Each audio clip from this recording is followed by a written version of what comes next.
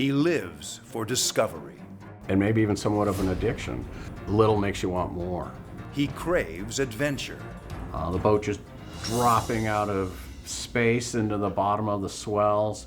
He defies death and dances with danger. In our first day camping in the jungle, tiger prints surrounded our tent. I almost stepped on a king cobra. These hornets are about this big, and they say 3 stings will kill a water buffalo. Fear of the unknown? No problem. I've been disoriented in a cave for 8 hours trying to find the way out. Exploration is serious stuff, but it's the fire within that drives him. It's what living is all about. It's living life to the fullest.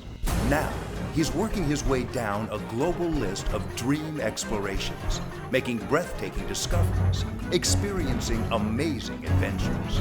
But who is this guy? Who is John Lane?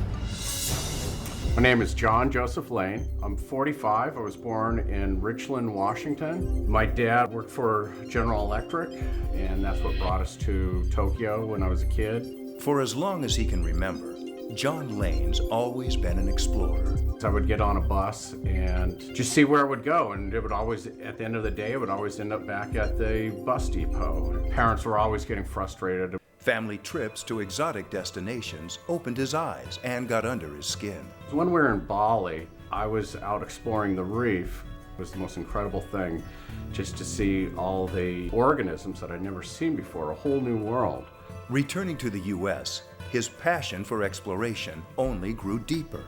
In my teens, we used to go and explore the quicksilver mines. They had just been left from 100 years ago, and I think that's where I began my early obsession with exploring caves. Didn't like genetics, and it made me think if I go into biology, I'm going to be staring through a microscope for the rest of my life.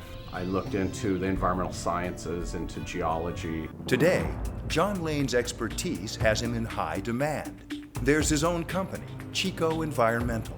We deal with water, soil, and air, California Environmental Quality documents, initial studies, National Environmental Policy Act documents. And he's a professor at Cal State University.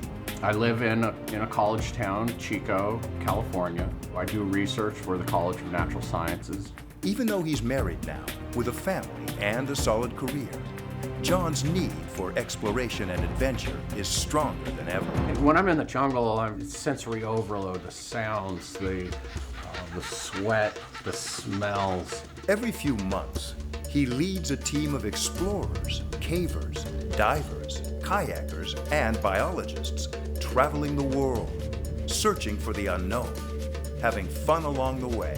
I've been responsible for discovering a lot of new species. Oftentimes, where I go, I have no contact with the outside world. Isolated and dependent on each other. Days are long, but discoveries are life-changing. In Belize, we spent 7 days underground exploring caves. We're the first in 1,000 years. But there was one expedition that changed John's perspective forever. The cave fell apart. The ceiling, car-sized rocks. I fell with the car-sized rocks. During the fall, my leg got crushed and about a 400-pound boulder came to rest on my chest. It took about 7 hours to get out of the cave, and took me about 2 days to get to a hospital. That was one of those times where I felt they're all free days after this. A brush with death has a way of changing your perspective. The more you're in those types of situations, the more you see the essence of humanity. Exploring new places and sharing his discoveries with the world has gone from hobby to life mission. There's the potential for discovering something that is completely unknown to the modern world. And that's the prize. With his team of fellow scientists and explorers, he's working his way down that list of global adventures, one exciting adventure at a time.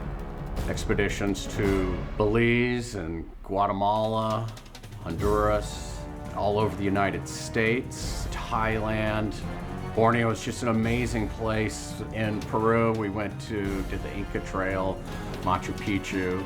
In Bolivia, we golfed the highest golf course in the world. Like his adventures, Laneslist is unpredictable.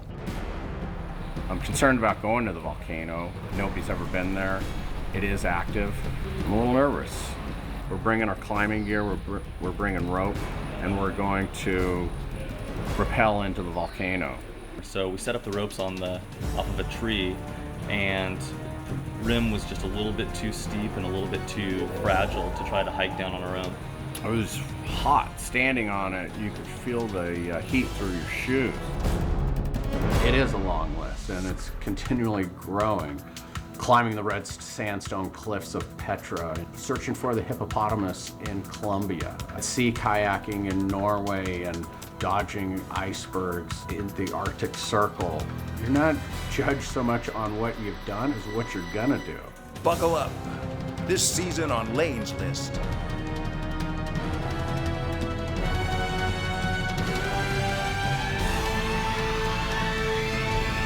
Laneslist. The list is long, but life is short.